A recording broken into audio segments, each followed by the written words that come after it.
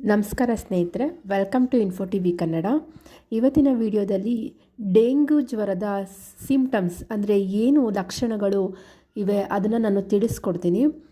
Dengue ಜ್ವರ ಬಂದಾಗ ಯಾವ ರೀತಿ ಸಿಂಪ್ಟಮ್ಸ್ ನಿಮಗೆ ಬರುತ್ತೆ, ಯಾವ ರೀತಿ ಇದನ್ನು ನೀವು ಸರಿ ಮಾಡ್ಕೋಬೋದು ಅನ್ನೋ ಈ ವಿಡಿಯೋದಲ್ಲಿ ನಾನು ತಿಳಿಸ್ಕೊಡ್ತೀನಿ. ನೀವೇನಾದರೂ ಫಸ್ಟ್ ಟೈಮ್ ನಮ್ಮ ಚಾನಲ್ ನೋಡಿದ್ರೆ ಪ್ಲೀಸ್ ಸಬ್ಸ್ಕ್ರೈಬ್ ಮಾಡ್ಕೊಂಡು ನೋಡಿ. ಒಂದೆಡೆ ದೇಶದಲ್ಲಿ ಮುಂಗಾರು ಮಳೆಯ ಅಬ್ಬರ ಜೋರಾಗಿ ನಡೀತಿದೆ. ಮತ್ತೊಂದೆಡೆ ಮಳೆಯ ಜೊತೆ ಡೆಂಗ್ಯೂ ಜ್ವರ ಕೂಡ ಜನರಿಗೆ ಮಾರಣಾಂತಿಕವಾಗಿ ಪರಿಣಮಿಸುತ್ತಿದೆ. ವಿಶೇಷವಾಗಿ ಕರ್ನಾಟಕದ ರಾಜ್ಯದ ಹಲವು ಜಿಲ್ಲೆಗಳಲ್ಲಿ ಸಾವಿರಾರು ಮಂದಿಯಲ್ಲಿ ಡೆಂಗ್ಯೂ ಕಾಣಿಸಿಕೊಂಡಿದ್ದು 16 ಮಂದಿ ಈಗ ಸಾವನ್ನಪ್ಪಿದ್ದಾರೆ. ಹೀಗಾಗಿ ಈ ಒಂದು ಡೆಂಗ್ಯೂ ಕಾಯಿಲೆ ಲಕ್ಷಣಗಳನ್ನು ನಾನು ನಿಮಗೆ ಇಲ್ಲಿ ತಿಳಿಸ್ಕೊಡ್ತಾ ಇದ್ದೀನಿ.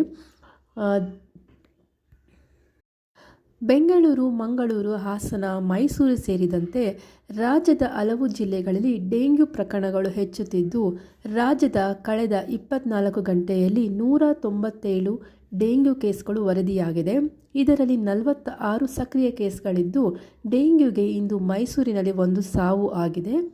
ಈ ತನಕ ಒಟ್ಟು 7 ಮಂದಿ ಡೆಂಗ್ಯೂ ಕಾಯಿಲೆಯಿಂದ ಸಾವನ್ನಪ್ಪಿದ್ದಾರೆ ಎಂದು ಆರೋಗ್ಯ ಇಲಾಖೆಯಿಂದ ಮಾಹಿತಿ ಸಿಕ್ಕಿದೆ. ಹೀಗಾಗಿ ಮಾರಣಾಂತಿಕ ಕಾಯಿಲೆಯಾಗಿ ಬದಲಾಗುತ್ತಿರುವ ಡೆಂಗ್ಯೂ ಬಗ್ಗೆ ಮಾಹಿತಿ ನೀಡುವ ಸಲುವಾಗಿ ಡೆಂಗ್ಯೂ ಗುಣಲಕ್ಷಣಗಳ ಬಗ್ಗೆ ಈ ಒಂದು ವರದಿಯಲ್ಲಿ ನಾನು ತಿಳಿಸ್ಕೊಡ್ತಾ ಇದ್ದೀನಿ. ಡೆಂಗ್ಯೂ ಒಂದು ವೈರಲ್ ಸೋಂಕು ಆಗಿದ್ದು, ಇದು ಈಡೀಸ್ ಸೊಳ್ಳೆಯ ಕಡಿತದಿಂದ ಉಂಟಾಗ್ತಿದೆ. ಡೆಂಗ್ಯೂ ಅತಿ ಹೆಚ್ಚು ಜ್ವರವನ್ನು ಉಂಟು ಮಾಡುತ್ತೆ. ಈ ಕಾರಣದಿಂದಾಗಿ ಇಡೀ ದೇಹದಲ್ಲಿ ನೋವು ಪ್ರಾರಂಭ ಆಗುತ್ತೆ. ಒಬ್ಬ ವ್ಯಕ್ತಿಗೆ ಜ್ವರದ ಜೊತೆಗೆ ದೇಹದಲ್ಲಿ ನೋವು, ವಾಂತಿ, ಹೊಟ್ಟೆ ನೋವು ಮತ್ತು ಸ್ನಾಯು ನೋವು ಕಾಣಿಸಿಕೊಂಡರೆ ಇದು ಡೆಂಗ್ಯೂ ಜ್ವರದ ಗಂಭೀರ ಲಕ್ಷಣವಾಗಿರಬಹುದು. ಹೀಗಾಗಿ ಇಂತಹ ಸಮಯದಲ್ಲಿ ನೀವು ಹಿಂದೆ ಮುಂದೆ ಯೋಚನೆ ಮಾಡದೆ ತಕ್ಷಣವೇ ಆಸ್ಪತ್ರೆಗೆ ಭೇಟಿ ನೀಡಿ ತಜ್ಞ ವೈದ್ಯರಿಂದ ಸಲಹೆ ಮತ್ತು ಔಷಧವನ್ನು ನೀವು ಪಡೆಯಬೇಕಾಗುತ್ತೆ.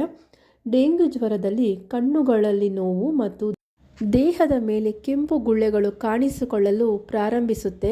ಇದು ದೇಹದಲ್ಲಿ ಡೆಂಗ್ಯೂ ಜ್ವರದ ಗಂಭೀರ ಲಕ್ಷಣಗಳಾಗಿರುತ್ತೆ. ಅಷ್ಟೇ ಅಲ್ಲ, ಮೂಗು ಮತ್ತು ಬಾಯಿಯಿಂದ ರಕ್ತಸ್ರಾವವು ಶುರುವಾಗುತ್ತೆ.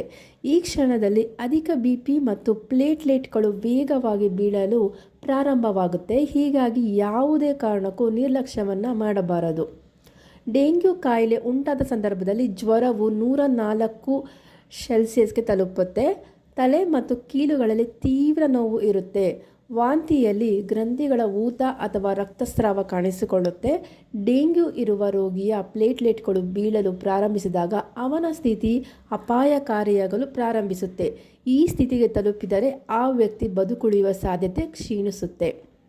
ಡೆಂಗ್ಯೂ ಜ್ವರದಿಂದಾಗಿ ರೋಗಿಯ ಪ್ಲೇಟ್ಲೆಟ್ ಸಂಖ್ಯೆ ಕುಸಿಯಲು ಪ್ರಾರಂಭಿಸುತ್ತೆ. ಡೆಂಗ್ಯೂ ಜ್ವರ ಕಾಣಿಸಿಕೊಂಡ 2 ರಿಂದ 3 ದಿನಗಳ ನಂತರ ಮಾತ್ರ ಆರೋಗ್ಯ ಸ್ಥಿತಿಯು ಹದಗೆಡಲು ಪ್ರಾರಂಭಿಸುತ್ತೆ. ಹೀಗಾಗಿ ದೇಹದಲ್ಲಿ ಚೂರೇ ಚೂರು ಮೈಕೈ ನೋವು, ತಲೆನೋವು, ಕಣ್ಣು ಉರಿ ಸೇರಿದಂತೆ ಯಾವುದೇ ತರಹ ಚಿಕ್ಕದಾಗಿ ಅನಾರೋಗ್ಯ ಕಾಣಿಸಿಕೊಂಡರೂ ಕೂಡಲೇ ವೈದ್ಯರನ್ನು ಭೇಟಿಯಾಗಬೇಕಾಗಿದೆ. ನೀವು ನಿರ್ಲಕ್ಷ್ಯ ವಹಿಸಿದರೆ ಇದು ಸಾವಿಗೂ ಸಹ ಕಾರಣವಾಗಬಹುದು.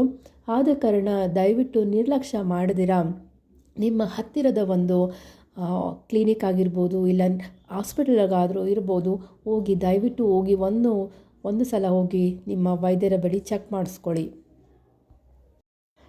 ಡೆಂಗ್ಯೂ ಹೇಗೆ ಹರಡ್ತಾ ಇದೆ ಅಂದರೆ ಅಲ್ಲಲ್ಲಿ ನಿಂತ ನೀರಿನಿಂದಾಗಿ. ಅಂದರೆ ಇದು ಒಂದು ಚೆನ್ನಾಗಿರುವಂಥ ನೀರು, ಅಂದರೆ ಶುದ್ಧವಾಗಿರೋ ನೀರಲ್ಲೇ ಇವಾಗ ಒಂದು ವಾರಕ್ಕಿಂತ ಹೆಚ್ಚು ನೀರು ನಿಂತಿದ್ದರೆ ಆ ನೀರಿನಲ್ಲಿ ಸೊಳ್ಳೆ ಉತ್ಪತ್ತಿಯಾಗಿ ಇದರಿಂದಾಗಿ ಡೆಂಗ್ಯೂ ಹರಡ್ತಾ ಇದೆ. ಸೊ ಎಲ್ಲೇ ನೀರು ಒಂದು ನಿಂತಿದ್ರೂ ಕೂಡ ಅಲ್ಲಲ್ಲೇ ಹಾಗಾಗಿ ಅದನ್ನು ಶುದ್ಧಿಗೊಳಿಸ್ಕೊಳ್ಳಿ. ಎಲ್ಲೂ ಕೂಡ ನೀರು ನಿಲ್ಲದಂಗೆ ನೋಡ್ಕೊಳ್ಳಿ. ಮತ್ತು ಮನೆಯಲ್ಲೂ ಸಹ ಹಾಗಾಗಿ ಗುಡ್ ನೈಟ್ಗಳನ್ನು ಯೂಸ್ ಮಾಡಿ. ಸೊ ಇದನ್ನು ಸ್ವಲ್ಪ ಸೊಳ್ಳೆಯಿಂದ ಅವಾಯ್ಡ್ ಮಾಡ್ಬೋದು. ಮನೆಯಲ್ಲಿ ಮಕ್ಕಳೇನಾದ್ರು ಇದ್ದರೆ ತುಂಬ ಕೇರ್ಫುಲ್ ಆಗಿರಿ.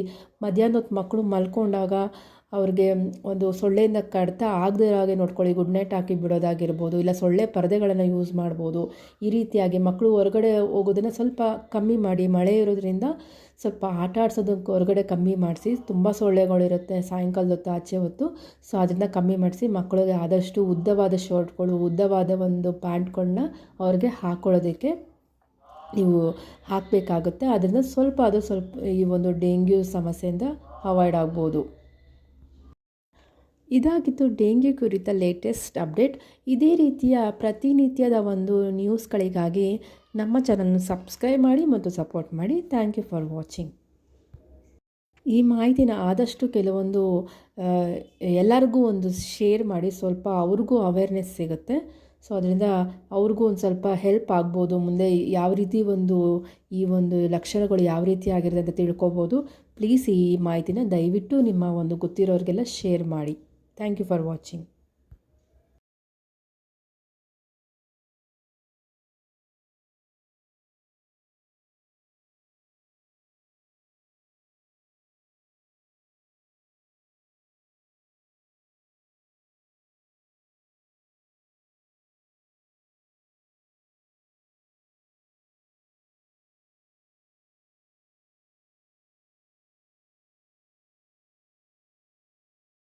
ಇದಿಷ್ಟು ಡೆಂಗ್ಯೂ ಕುರಿತ ಲೇಟೆಸ್ಟ್ ಅಪ್ಡೇಟ್.